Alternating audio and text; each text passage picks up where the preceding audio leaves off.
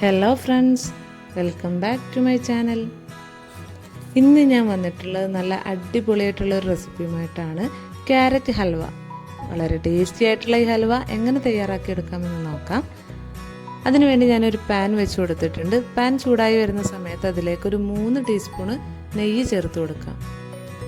നെയ്യ് നന്നായിട്ട് ചൂടായി വരുമ്പോൾ അതിലേക്ക് അല്പം കാഷ്യൂനട്ട് ചേർത്ത് നന്നായിട്ടൊന്ന് വറുത്ത് കോരിയെടുക്കാം.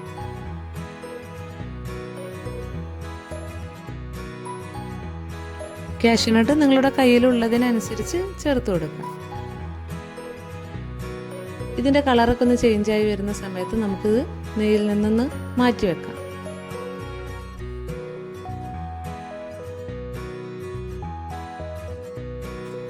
ഇനി നമുക്ക് ഇതേ നെയ്യിലേക്ക് 3 കപ്പോളം ക്യാരറ്റ് ചെറുതായി ചോപ്പ് ചെയ്തെടുത്തിട്ടുള്ളതാണ് ചേർത്ത് കൊടുക്കേണ്ടത്.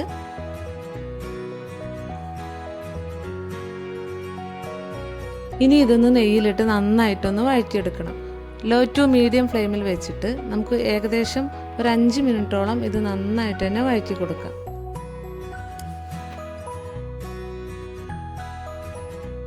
ഇനി ഇതിലേക്ക് 1.5 കപ്പോളം പാല് ചേർത്ത് കൊടുക്കാം. ഇതൊന്ന് നല്ലതുപോലെ മിക്സ് ചെയ്തെടുക്കുക. ഇനി നമുക്ക് മീഡിയം ഫ്ലെയിമിലാക്കി വെക്കാം. പാലൊക്കെ നന്നായിട്ട് തിളച്ച് വരണം. പാല് തിളച്ച് വന്നു കഴിഞ്ഞാൽ ഇടയ്ക്കിടയ്ക്കൊന്ന് ഇങ്ങനെ ഇളക്കി കൊടുക്കണം. നമുക്ക് പാല് വറ്റിച്ചെടുക്കുകയാണ് വേണ്ടത്. പാല് വറ്റി വരുന്നത് വരെ നമുക്കിതുപോലെ ചെയ്തെടുക്കാം. അടിയിൽ പിടിക്കാതിരിക്കാൻ വേണ്ടിയിട്ട് ശ്രദ്ധിക്കണം.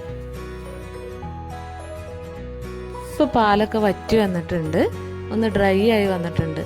ഈ സമയത്ത് നമുക്കിതിലേക്ക് ഒരു 3/4 കപ്പോളം പഞ്ചസാരയാണ് ചേർത്ത് കൊടുക്കുന്നത്. ഒരുപാട് മധുരം ഇഷ്ടമുള്ളവർക്ക് 1 കപ്പ് വരെ ചേർത്ത് കൊടുക്കാം. ഞാനിവിടെ 3/4 കപ്പ് പഞ്ചസാരയാണ് ചേർത്ത് കൊടുത്തിട്ടുള്ളത്. ഇനി ഇതൊന്ന് നന്നായിട്ട് ഇളക്കി കൊടുക്കണം. പഞ്ചസാരയൊക്കെ മെൽറ്റായി വന്നിട്ട് അതിലെ ആ വെള്ളം കൂടെ ഒന്ന് വറ്റിച്ചെടുക്കണം.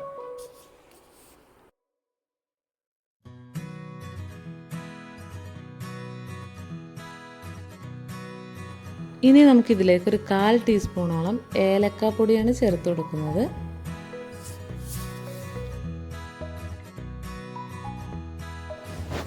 ഏകദേശം വെള്ളമൊക്കെ ഒന്ന് വറ്റി വരാറാവുന്ന സമയത്ത് ഇതിലേക്ക് 1 സ്പൂണൂടെ നമുക്ക് നെയ്യ് ചേർത്ത് കൊടുക്കാം. എന്നിട്ട് അതുപോലെ തന്നെ ഇളക്കി കൊടുക്കാം. ഈ പാനിൽ നിന്ന് വിട്ട് വരാറായി തുടങ്ങുന്ന സമയത്ത് 1/2 സ്പൂണൂടെ നെയ്യ് ചേർത്ത് കൊടുക്കാം.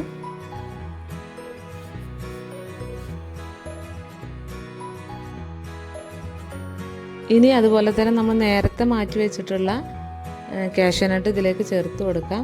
നട്ട്സൊക്കെ നിങ്ങളുടെ കയ്യിലുള്ളതിനനുസരിച്ച് ചേർത്ത് കൊടുക്കുക. കൂടുതൽ ചേർത്ത് കൊടുക്കുമ്പോൾ ഒന്നുകൂടെ ടേസ്റ്റി ആയിരിക്കും. ഇപ്പോൾ പാനിൽ നിന്നൊക്കെ നന്നായിട്ട് വിട്ട് വന്നിട്ടുണ്ട്. ഇപ്പോൾ ഏകദേശം ഹൽവ റെഡി ആയിട്ടുണ്ട്. ഈ ഒരു പരുവത്തിൽ വരുന്ന സമയത്ത് നമുക്ക് ഗ്യാസ് ഓഫ് ചെയ്യാം.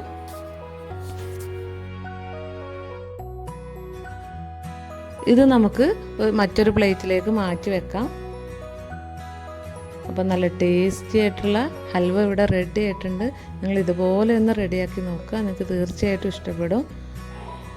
നിങ്ങൾ ഉണ്ടാക്കി നോക്കിയ ശേഷം ഫീഡ്ബാക്കൊക്കെ കമൻ്റായിട്ട് അറിയിക്കുക. നിങ്ങൾക്ക് എൻ്റെ വീഡിയോ ഇഷ്ടമായിട്ടുണ്ടെങ്കിൽ തീർച്ചയായിട്ടും ലൈക്ക് ചെയ്യുക, ഷെയർ ചെയ്യുക, സബ്സ്ക്രൈബ് ചെയ്യുക. സബ്സ്ക്രൈബ് ബട്ടൻ്റെ തൊട്ടപ്പുറത്തുള്ള ബെല്ലൈക്കൺ പ്രസ് ചെയ്തിട്ട് അതിൽ ഓൾ എന്ന ഓപ്ഷൻ സെലക്ട് ചെയ്യുക. ഇൻഷാ അല്ലാഹ് മറ്റൊരു വീഡിയോയുമായിട്ട് വീണ്ടും വരും. Thank you.